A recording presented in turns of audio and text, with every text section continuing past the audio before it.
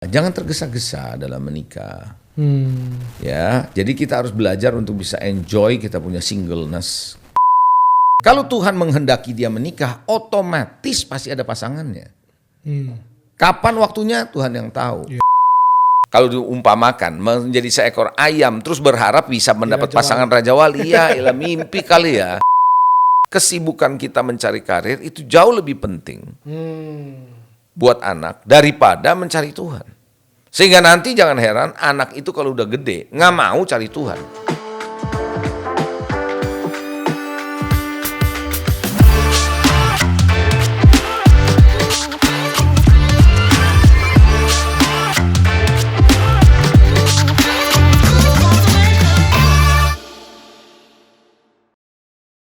Halo semuanya, kembali lagi di program kita Today's Message Podcast bersama dengan saya Jose Claudio.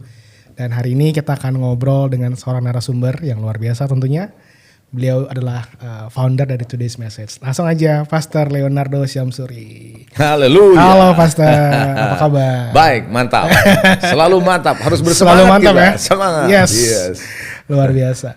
Oke, hari ini kita mau bahas satu topik nih Pastor. Nah, topik ini mungkin juga kita sekaligus menginformasikan kepada para pemirsa, yaitu dari bukunya Pastor Leo yang berjudul Keluarga Bahagia di Tengah Perubahan Zaman.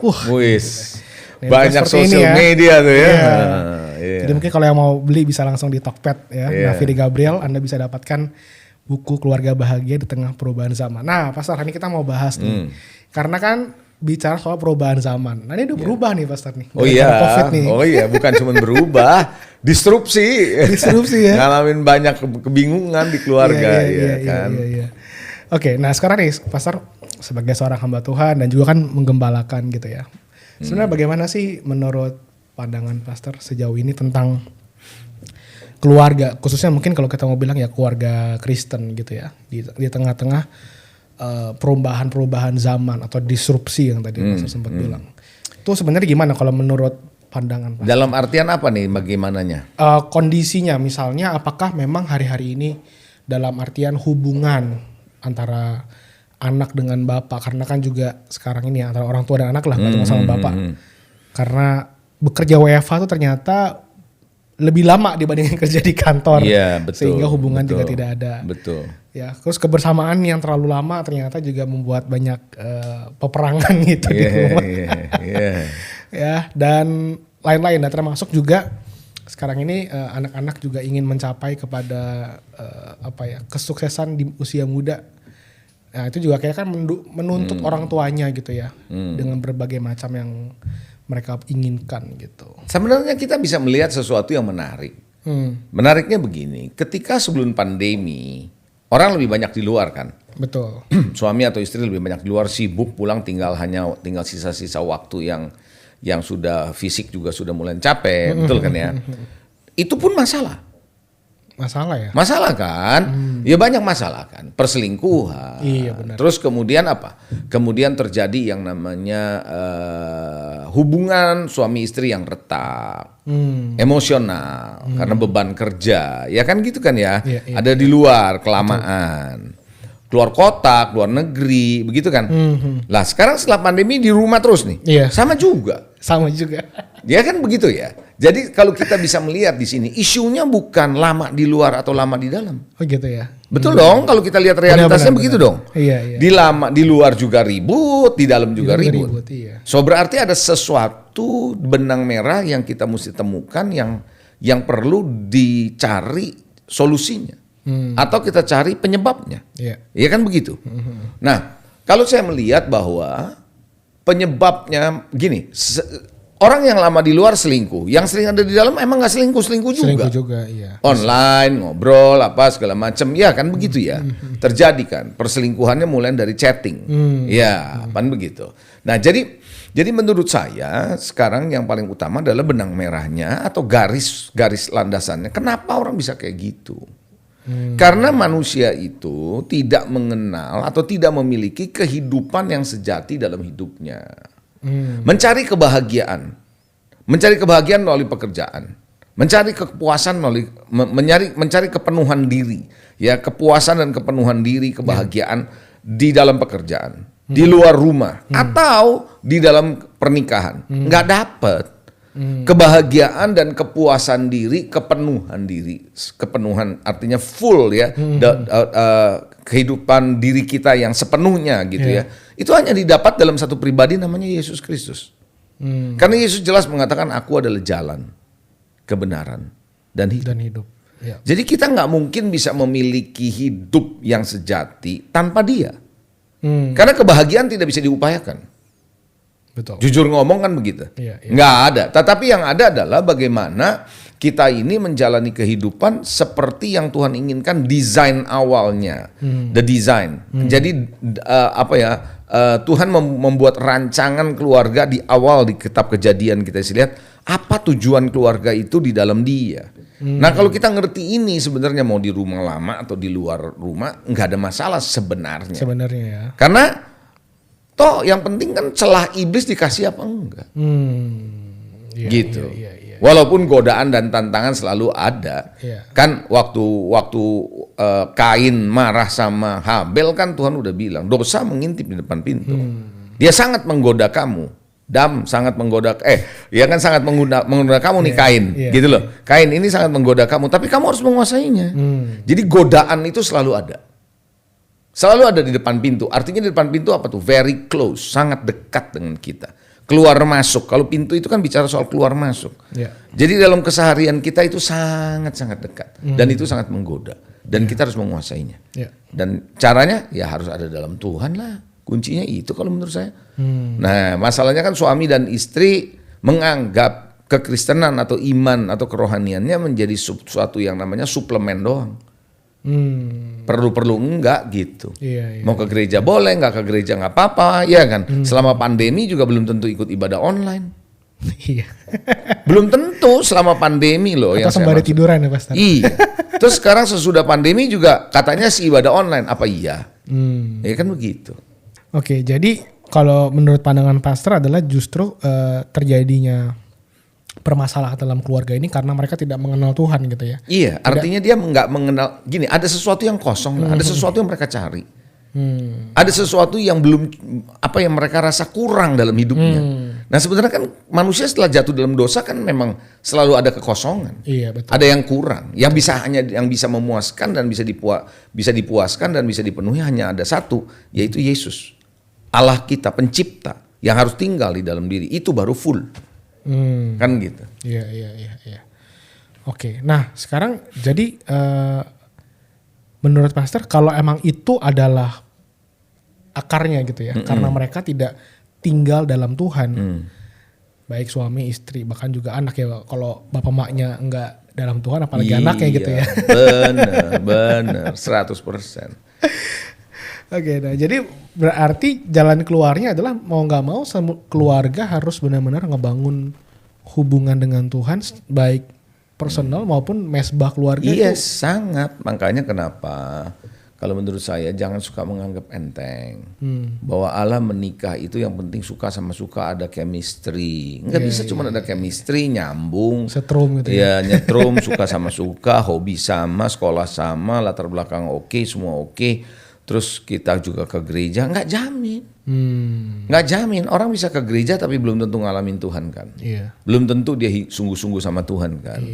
Nah, jadi hal yang sama adalah ketika mau menikah ataupun dalam membangun sebuah pernikahan, pastikan Tuhan itu menjadi basis. Kalau nggak ada ayatnya bilang begini, kalau bukan Tuhan yang membangun rumah, sia-sia orang yang membangunnya.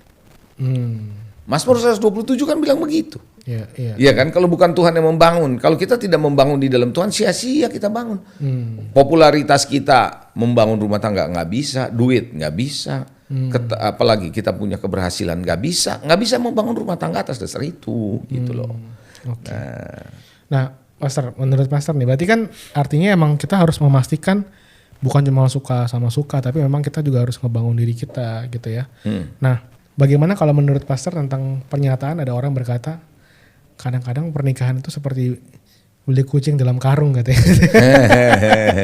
Ya maksudnya gini, jangan kan kalau orang biasa oke lah ya, tapi kalau misalnya nih ternyata suaminya itu taruhlah pelayan Tuhan gitu kan, kelihatannya kayak rohani, tapi begitu menikah ternyata istrinya itu kecewa gitu kan, main tangan atau lakukan hal-hal yang kalau di gereja mungkin nggak kelihatan gitu kan. Iya. KDRT ya. Gitu. Nah itu gimana ya Pastor? Makanya bagi yang belum menikah atau yang akan menikah, jangan tergesa-gesa dalam menikah. Ya, jadi kita harus belajar untuk bisa enjoy kita punya singleness. Ya, kejombloannya sementara bersama dengan Tuhan. Membangun hidup bersama dengan Tuhan. Karena begini, saya percaya Adam nggak pernah minta Hawa. Ya, nggak pernah Tuhan kasih aku Hawa, enggak. Tuhan yang tahu bahwa Adam butuh Hawa karena ternyata nggak ada yang sepadan dengan seluruh binatang yang ada di Taman Eden. Betul. Tuhan yang ciptakan. Dan diciptakan pun dari rusuknya Adam yang sepadan dengan dia. Jadi hal ini menurut saya pria-pria maupun wanita-wanita ya yang belum menikah jangan tergesa-gesa mau menikah dulu. Gitu. Tetapi bangun diri Anda di dalam Tuhan dengan basis mengasihi Tuhan, melayani Tuhan. Karena pada akhirnya ketika kita bangun dengan nilai-nilai ilahi, kebenaran firman yang kita bangun ada dalam diri kita, maka otomatis kebenaran yang ada dalam diri kita ini bisa menyaring apa yang ada di luar. Mana yang gini loh. Saya dulu waktu masih di bank, kan orang kan banyak bikin uang palsu. Iya benar. Kita tidak perlu pelajarin mana yang palsu, gimana cirinya, cukup ciri yang benar apa. Begitu kita tahu ciri yang benar, kita bisa detect yang palsu apa. Karena yang benar cuma satu kan begitu. Iya. Maksud saya nih begini, ketika seorang pria membangun dirinya dalam Tuhan, dalam kebenaran, cinta Tuhan, kekudusan dia bangun. Maka ketika ada pasangan yang tidak setara dengan kebenaran yang dia miliki, otomatis dia bisa detect ini nggak benar. Gitu. Seekor ayam tidak mungkin bergaul dengan seekor raja wali dan sebaliknya. Seekor ayam akan bergaul dengan ayam, raja wali bergaul dengan raja wali, kan begitu. Nah, jadi ketika seorang pria atau wanita di dalam singleness-nya, kejombloannya, dia nikmati sama Tuhan, dia layani Tuhan, dia enjoy, dia serahkan sama Tuhan. Tuhan tidak akan pernah nggak memperhatikan dia, pasti diperhatikan. Kalau Tuhan menghendaki dia menikah, otomatis pasti ada pasangannya. Kapan waktunya Tuhan yang tahu. Iya toh? Pasti akan ada dan pilihan di tangan kita tentunya. Betul. Jadi ketika kita membangun diri kita, membangun dalam kebenaran, membangun dalam values-nya Tuhan, firman Tuhan, otomatis itu akan menjadi semacam rambu yang bisa mendetek dan membedakan. Karena kalau kita mencintai kebenaran kan kita akan mengajak calon pasangan kita, suami atau calon istri, mengajaknya di dalam kebenaran. Nah justru lewat kita mengajak kebenaran kita bisa tahu bahwa orang ini gimana. Gini, orang bisa berpura-pura selama sehari, 2 hari, seminggu. Tapi nggak bisa berpura-pura selama bertahun-tahun. Terus tiap hari, nggak mungkin berpura-pura. Dia bisa berpura-pura sekali, 2 kali. Tapi kalau sering terus, konsisten kita ngajak, baru kita nanti lama-lama ketahuan bahwa, atau kita bisa tahu paling tidak, bahwa bisa mendetek, kayaknya orang ini nggak bisa diterusin nih, hubungan ini. Gitu. Lama-lama juga bisa ketahuan, gitu kan. Orang bisa berbohong. Cuma sekali 2 kali kan, tapi kalau berbohong tiap hari dan sering berbohong kan ketahuan juga pada akhirnya, gitu loh. Jadi menurut saya penting sekali jangan tergesa-gesa dalam menikah, sehingga tidak ada istilah beli kucing dalam karung. Sebenarnya nggak ada begitu. Kalau kita membangun diri kita secara benar, yang menjadi sering terjadi kenapa kejeblos karena dia tidak membangun dirinya dalam Tuhan. Jadi dia tidak mencari pasangan hidup yang setara dan sepadan dengan dia. Nah akibatnya begitu. Yang penting gue nikah. Nah ini jadi masalah. Iya benar-benar. Jadi masalah. Gitu. Sale ya. Iya. Jadi akhirnya yang penting saya menikah. Yang penting nikah gitu. Pernah ada yang nanya sama saya begitu. Ya kalau kamu menikah, tetap akhirnya hancur hidup. Mendingan mana? Iya. Mendingan nggak nikah kan? Benar. Soalnya persoalan manusia dinilai bukan dari menikah dan tidak menikahnya kan sebenarnya.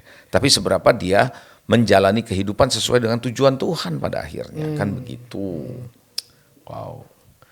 Oke, jadi intinya adalah kalau kita supaya tidak sampai beli kucing dalam karung, kita harus memastikan diri kita pun harus benar-benar tertanam kuat di dalam Tuhan, dan juga kita tadi Pastor Leo bilang melayani Tuhan di masa jomblo kita, menikmati Tuhan, dan juga kita harus peka berarti ya. Betul. Tuhan mau yang mana gitu yang buat kita. Otomatis karena kita diisi dengan values Tuhan, nilai Tuhan, dan itu jadi rambunya kita.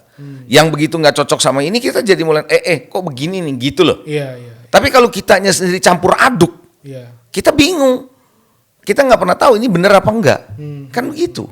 Tadi saya bilang kita mesti belajar untuk bisa tahu ini uang yang benar tuh yang ini. Bukan yang palsunya kita pelajarin, tapi yang benernya kayak apa. Kayak gitu. Nah, sekarang Pastor, kalau kita balik kepada pernikahannya, bagaimana sih kita bisa menjaga prioritas hubungan dalam keluarga di tengah kesibukan yang kita harus lakukan gitu? Oke, gini, manusia punya kesibukan nggak akan pernah ada habisnya. Kepuasan ataupun keinginan ambisi manusia tidak akan pernah ada habisnya. Belum lagi ditambah dengan dorongan dari sosial media yang memacu kita, sehingga kita kehabisan energi, kehabisan waktu. Sekarang ini masalahnya adalah menentukan prioritas itu adalah pilihan sendiri kok. Kembali lagi, kalau kita membangun diri kita benar dengan Tuhan, saya yakin prioritasnya pasti benar. Yang sering membuat kaum muda, anak muda punya prioritas salah, mengejar yang salah, karena tidak membangun dirinya secara benar. Dalam artian benar di dalam Tuhan ya. Karena gini, nggak mungkin kalau saya isi diri kita, saya nih misalnya, saya kalau mengisi diri saya dengan hal-hal yang buruk, otomatis saya nggak suka dengan yang baik. Benar sih. Betul nggak? Saya pasti akan suka happy dengan yang buruk. Sebaliknya kalau saya isi diri saya dengan kebenaran, saya nggak suka dengan kepalsuan. Kalau saya isi dengan firman yang kekal, saya akan cari yang kekal pasti. Kan gitu. Nah, otomatis prioritas saya ke sana. Nah, kita bangun diri kita tuh seperti apa sih? Sering yang saya dapati kaum muda menentukan standar kepada pasangannya. Saya mau pasangannya yang cinta Tuhan, mengasihi Tuhan, ya atau yang sungguh hidupnya benar sama Tuhan, pokoknya yang hidupnya baik lah, hidupnya benar. Lah, itu kan standar ke pasangan. Nah, kitanya sendiri gimana? Saya selalu bilang gitu. Nggak mungkin lah ya kalau saya ini atau kitanya menjadi seekor, kalau diumpamakan menjadi seekor ayam terus berharap bisa mendapat pasangan Raja Wali. Ya ilah mimpi kali ya, kan gitu. Nah, hal yang sama seperti itu. Gitu. Kita nggak akan siap menerima pasangan yang baik, yang pas, yang sepadan. Ya, artinya sepadan tuh begini. Ya kalau kitanya nggak benar ya kita dapat yang nggak benar. Iya, benar. Sesederhana itu kok. Benar. Gitu. Wow. Jadi kita jadi Raja Wali dulu baru dapat Raja Wali. Betul, gitu ya. Betul. Nah, yang terjadi penyesalan. Nanti kalau di gereja dianggap ke gereja tuh cuman hanya sekedar sebuah aktivitas kegiatan spiritual doang, rohani doang. Ya setelah itu nggak dianggap itu sebagai bagian hidup. Berapa banyak orang Kristen yang begitu di luar gereja atau di luar pelayanan, hidupnya udah nggak jelas, gitu. Nah, kalau pastor sendiri, menurut pastor gimana kita membagi prioritas waktu? Dalam artian, kan pastor juga udah punya anak, istri gitu ya. Di tengah kesibukan gitu ya, banyak orang-orang yang merasa, wah 24 jam nih kayak gak cukup gitu. Artinya gini, saya kerja kan karena mau kejar keuntungan. Dan ini juga kan dengan dalih memang supaya anak sejahtera gitu ya. Istri sejahtera gitu. Tapi sebenarnya loss dalam relationship. Nah itu tadi, dalam keluarga. Kita menentukan yang mana yang lebih berharga dan bernilai. Kalau kamu ada dua barang, A dan B. Kalau ditanya kamu pilih mana A dan B, saya pilih B. Kenapa you pilih B? Karena you rasa B lebih bernilai daripada A, kan begitu. Kita nggak mungkin pilih yang A kalau kita menganggap B yang bernilai. Lebih tinggi buat kita. Buat saya misalnya pilihnya B, buat kamu mungkin pilihnya A karena kamu merasa A lebih bernilai daripada B. Betul. Nah, hal ini sekarang sama. Kita menganggap bahwa keluarga kita dengan pencapaian-pencapaian kita mana yang lebih berharga? Kalau kita menganggap pencapaian lebih berharga, ya keluarga nggak berharga lah. Sama halnya, kita mencapai pencapaian sesuatu kita nggak menganggap bahwa Tuhan lebih berharga, kan begitu? Iya sih. Tapi kalau misalnya dengan dalih gini ya, Pastor. Tapi kan ini buat keluarga saya misalnya. Ini kan kamu bisa keluar luar negeri misalnya, ya, atau bisa beli mobil ini, kan papa kerja ya. Tapi sebenarnya secara waktu tuh hilang gitu. Ya, jadi makanya kembali lagi kita menganggap hidup ini bernilai karena kebendaan atau karena hubungan. Jadi kalau kita punya mindset sebagai orang tua, menganggap mobil, rumah itu menjadi sesuatu yang lebih penting, ya itu begitu akibatnya. Kan saya kerja buat kamu, untuk rumah, untuk mobil, untuk kamu punya sekolah. Saya nggak bilang bahwa kita bekerja tidak perlu untuk itu, tapi bukan itu yang utama. Iya. Saya sering katakan begini, kita mengajarin anak kita tanpa kita sadari dengan kita punya kesibukan, seolah-olah kesibukan kita mencari karir itu jauh lebih penting buat anak daripada mencari Tuhan. Sehingga nanti jangan heran anak itu kalau udah gede nggak mau cari Tuhan. Karena lihatnya begitu. Iya kan begitu. Ya pasti loh. Ini kan bukan urusan soal pendeta atau bukan pendeta. Benar sih. Ya kan begitu. Iya. Jadi sekarang kita yang set sendiri ya prioritasnya ya, mau kemana ya. Jadi kalau menurut pastor, kalau artinya nih ketika dia bilang berarti kalau gitu lebih baik saya punya rumah sederhana, mobil nggak mewah, tapi ada hubungan dibandingin punya semuanya tapi nggak ada hubungan. Iya kalau harus memilih. Iya, kalau harus memilih. Tapi dalam kehidupan kan kadang-kadang nggak harus memilih seperti begitu situasinya. Tapi ada kalanya kita harus menjalani kehidupan yang kita kerja, kita baik. Kenapa? Bukan berarti terus akhirnya kita nggak perlu kerja keras, betul. Kan begitu. Tapi kalau sampai harus memilih demi karier untuk mengorbankan keluarga, ya jangan. Betul sih. Wow. Ya jangan. Ya kan begitu. Oke, nah sekarang nih pertanyaannya gini Pastor. Berdasarkan buku yang Pastor tuliskan, keluarga bahagia di tengah perubahan zaman. Yes. Nah, jadi sebenarnya menurut Pastor apa aja sih karakteristik keluarga yang bahagia menurut Pastor? Apakah kemapanan finansial atau bahagia karena punya anak-anak yang berprestasi? Atau kalau suami istri tersebut punya ekonomi yang pokoknya bagus banget gitu kan ya. Sampai ada orang yang pernah berkata, kan emang salah kalau gue pengen punya rumah gitu ya. Maksudnya di tengah kondisi yang kita harus memilih itu loh Pastor. Harus memilih, harus bekerja keras sampai kehilangan ini demi mau punya rumah gitu kan. Sampai akhirnya dikorbankan. Karena menurut standar orang tersebut, punya kebendaan itu adalah tingkat kesejahteraan dan tingkat kebahagiaan dalam rumah tangganya. Makanya kalau menurut saya definisi bahagianya apa? Itu kan mesti tahu dulu dong. Iya. Kalau misalnya kamu definisi bahagianya adalah kebendaan, ya nggak bakalan nyambung dengan apa yang saya mau ngomong. Udah nggak nyampe ya? Ya nggak beda. Tiap orang punya pengertian bahagia yang berbeda. Iya. Bagi saya, bahagia tidak datang dari kebendaan. Kenapa? Karena benda tidak pernah bisa memberikan kebahagiaan. Benda hanya bisa menolong kita mengerjakan sesuatu lebih baik atau mendapatkan cara kerja yang lebih baik, cara hidup yang lebih baik. Cuman itu, tapi tidak bisa membahagiakan mobil misalnya, mobil mewah, mobil yang bagus, yang enak didudukinnya, enak dibawanya, enak dari dalam. Itu hanya bisa membuat kita transportasi kita menjadi lebih nyaman, tapi tidak membuat kita bahagia. Tidak membuat kita bahagia. Contoh, Anda punya alat gadget yang sangat canggih, super canggih lah. Anggaplah itu super canggihnya luar biasa, cepatnya luar biasa. Membuat kamu punya produktivitas menjadi lebih baik. Tapi tidak membuat kamu bahagia. Kalau benda bisa membuat orang bahagia, dia nggak butuh orang. Kenapa manusia disebut makhluk sosial? Karena hanya melalui interaksi dengan manusia, dia baru bisa memenuhi jati atau dirinya sendiri sebagai ciptaan Tuhan sebagai manusia, dia baru bisa menikmati sebagai manusia bersama-sama kayak begitu.